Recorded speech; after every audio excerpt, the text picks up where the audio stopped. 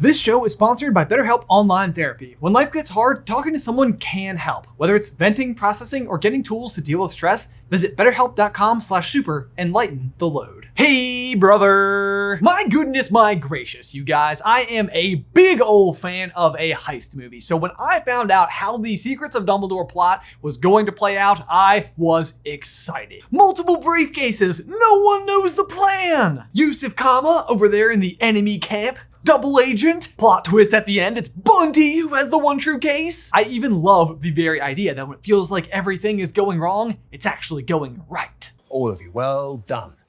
Congratulations. Congratulations. Indeed. You know, because by going wrong, it continues to be completely unpredictable. We didn't exactly do what we were trying to do. Excellent! He'll never see it coming! Truly, I've got to say that the story had all of the trappings necessary for constant misdirects, twists, turns, maybe even the occasional perfectly straights. Because, be honest with yourself, who doesn't occasionally love just a good old-fashioned, wow, that was exactly what I expected. It's all there. Too bad none of it makes sense. And as such, today we're going to be counting down the top 5 plot holes in Secrets of Dumbledore.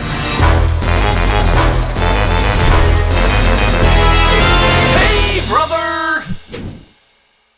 Guys, before we dive on in, we need to give a huge thank you to today's sponsor, HelloTushy.com. Guys, it is officially June, and if it is anything like it is here right now, it is hot and humid, which means there are plenty of sweaty summer activities followed by refreshing plunges into a cool swimming pool. Because after you've spent an entire day in sweltering heat, do you really feel that much better after just patting yourself dry with a towel? You want to get that cleansing, refreshing water, am I right? Well, the same can be said for your bathroom, because washing your bottom with toilet paper just simply doesn't cut it. Or even worse, it does.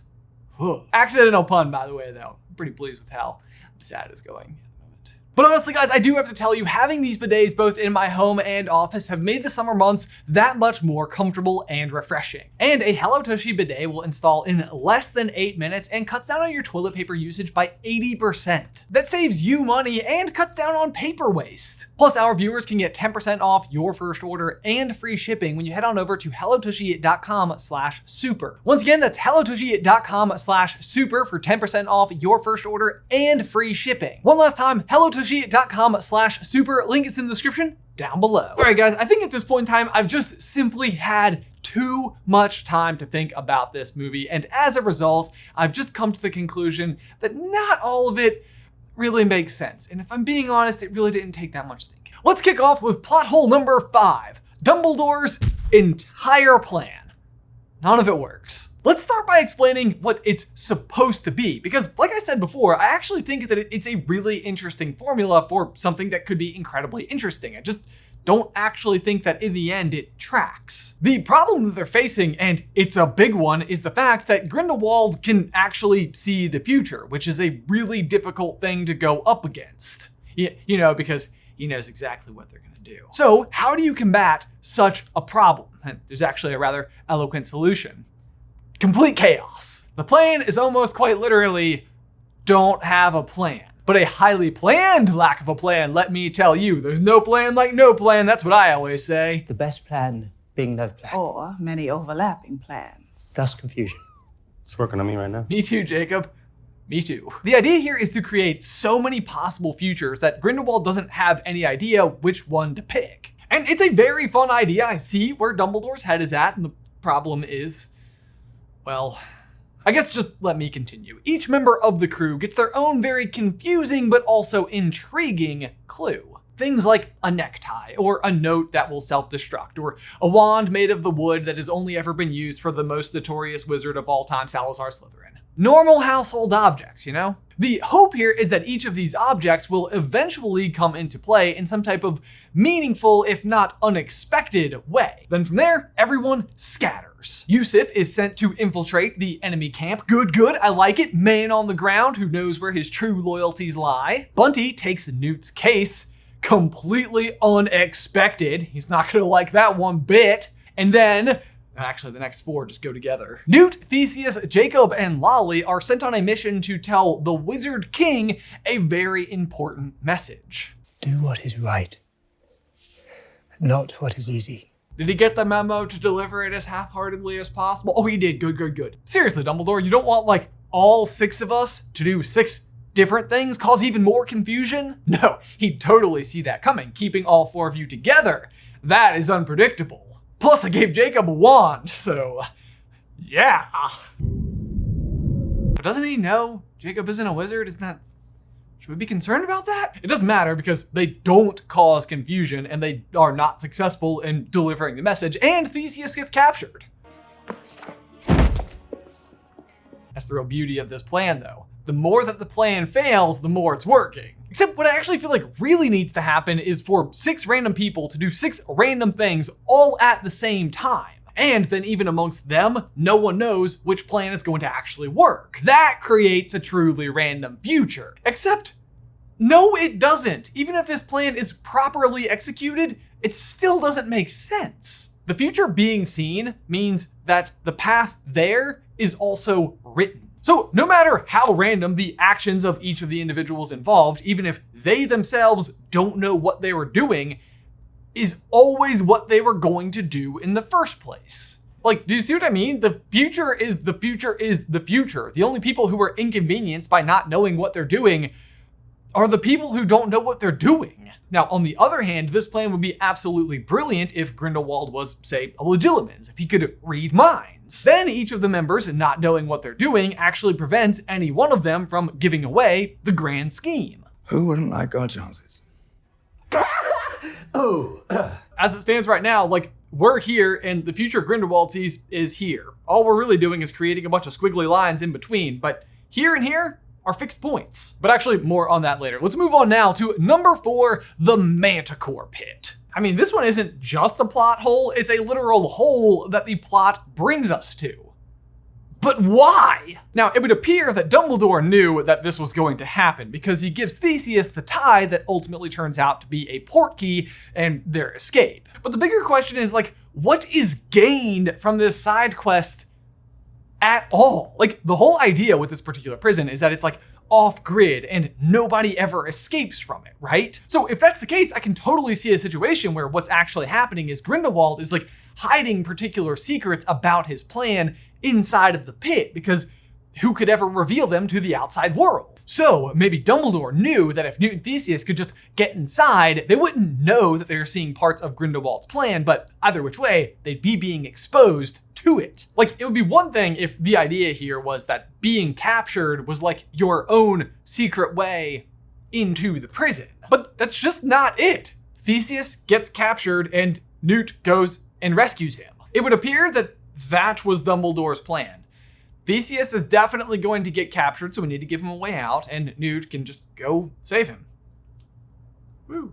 And totally don't get me wrong, like, I think that Eddie Redmayne and Callum Turner are like crushing this scene. It's absolutely hilarious. I just don't know why it exists. On that note though, let's move on to plot hole number 3, Bunty's entire mission. Or should I say, Bunty, who absolutely should have been Tina in disguise the entire time. In the end, it will all make sense. Like, who does Newt truly trust his case with? Of course, it's Tina. Who else could it be? No, it's just Bunty. It's just Bunty. But anyway, that's not even the problem. That's my issue with the plot, not even the plot hole. Okay, so when everybody is on the train and it is time to scatter, Bunty takes Newt's case, something that he is clearly uncomfortable with. Newt without his beasts. Like, I am truly intrigued here. What is she gonna use them for? And I will tell you guys, it was so exciting when I discovered that the answer to that question was nothing. Instead, she goes to kind of bully a Muggle shopkeeper to recreate 6 identical cases in 2 days without the original to use as a reference. Which, to his credit, he does. Well done, man. You are a master of your trade. Each is just as perfectly weather-worn as the next. Well done. The problem in my mind with this is that this exact same result can be accomplished with magic without bothering the shopkeeper and for free. There just already is something called a duplication spell. And I know what you're thinking, like, and I wanted to think the same thing as well. Like, well, there's a whole bunch of magical creatures inside, and it's already sort of a magical object itself. You can't possibly duplicate that, right? Counter argument, Hermione does this exact thing with Slytherin's locket, which literally contains a piece of Voldemort's soul inside of it. They can't destroy this thing almost literally to save their lives, but duplicating it, no problem at all. On that note, Bunty also won't let this guy even look inside the case at all, which is just ridiculous because Newt has already come up with a solution to this exact problem. Also, Bunty, not for nothing, you let this butterfly get out? Newt's gonna notice that. Don't think he won't. Anyway, on the topic of briefcases, let's move on to plot hole number 2. Dumbledore's plan again. The second plan, not the first one. We already explained why the first one didn't make sense. Because plan 2 is very similar to plan 1 with a lot more redundancy and possibly even less effectiveness. The plan is for everyone to randomly select a case so that nobody actually knows which case contains the Chillin. Has a diversion. This will of course then create confusion for Grindelwald's forces who are sent on a wild goose chase. The problem is that in order to get to the top of the stairs, you have to go through this portal first, meaning every single person who goes up there is going to have to bottleneck through one location. All Grindelwald's forces really need to do is just guard the bottleneck. That's it. I guess they didn't watch the movie 300. Issue number 2 here is, why use such a recognizable case? It just makes everyone involved look like a target. Why not just use a different container altogether? Why are they all standing around that manky old boot? On top of that, this is actually, and I can't believe I'm the one saying this, the ultimate situation to use Polyjuice Potion. They already know what you and the bag looks like. And frankly, the bag is kind of meaningless. If any of Newt's gang showed up all together, they would be under fire. On top of that, why not just take a portkey to the top of the stairs to begin with? Boom, I'm here. That's a fake Chillin. This is a real one. Election over. Or begin. Where are we? Don't worry, we'll get to that part. But no, I hear you. The top of the stairs is a non-apparition zone. You have to take the portal down at the bottom. And I agree, that would have been a very solid answer, that for some reason the top of the stairs is like magically protected from magical transportation. So I thought you couldn't apparate within Hogwarts. It's like Hogwarts. There's no way in or out. Except Grindelwald literally apparates out of this space. I guess he's just that much more powerful. Well, being me has its privileges. But also, can we even just talk about the bottleneck portal in the first place? Because I feel like there's another problem with it entirely. And that brings me back to good old Yusuf Kama. Because if you'll recall, his whole chaos-causing chore was to go in as a double agent in Grindelwald's camp. The real problem here is that, again, Grindelwald can see the future. He knew Yusuf Kama was coming, so as soon as he arrives, he literally removes the memory of Lita Lestrange from his brain entirely. Which brings about a real potential threat. Yusuf is supposed to be a double agent on our side, but the problem here is that maybe without the right memories, he actually might start buying into Grindelwald's plan. A worry that culminates in this scene right here, where Newt finds himself before the portal that he needs to take to get to the top of the stairs. We find ourselves in a good old-fashioned showdown. Has he turned? Where do his allegiances lie?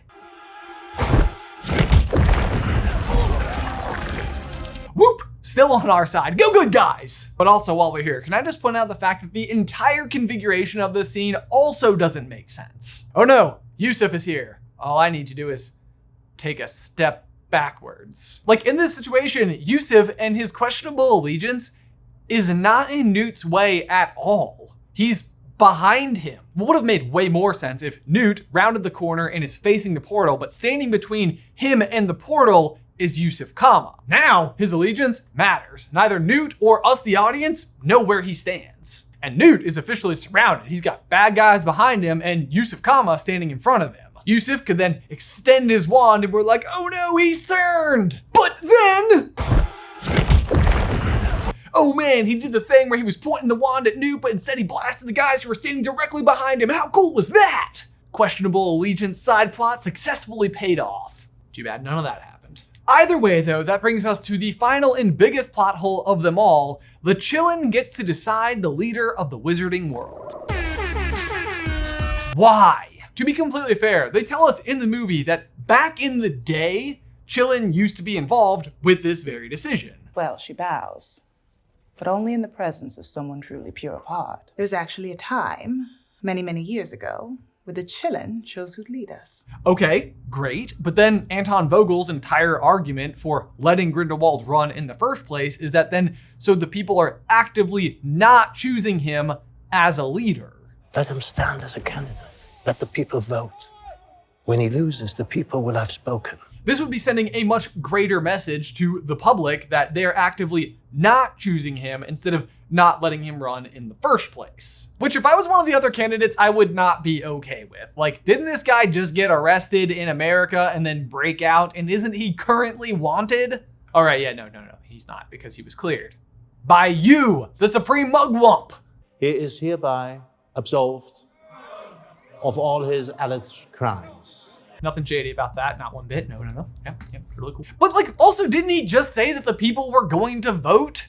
Isn't that part of like the whole shooting sparks in the air with all the various logos and whatnot? You can't just cancel an election on election day because someone was able to produce a small deer. It says very clearly here in the rule book that we vote by election, you know, the good way, unless in fact a small deer comes out of the woods, in which case we do need to go with that method.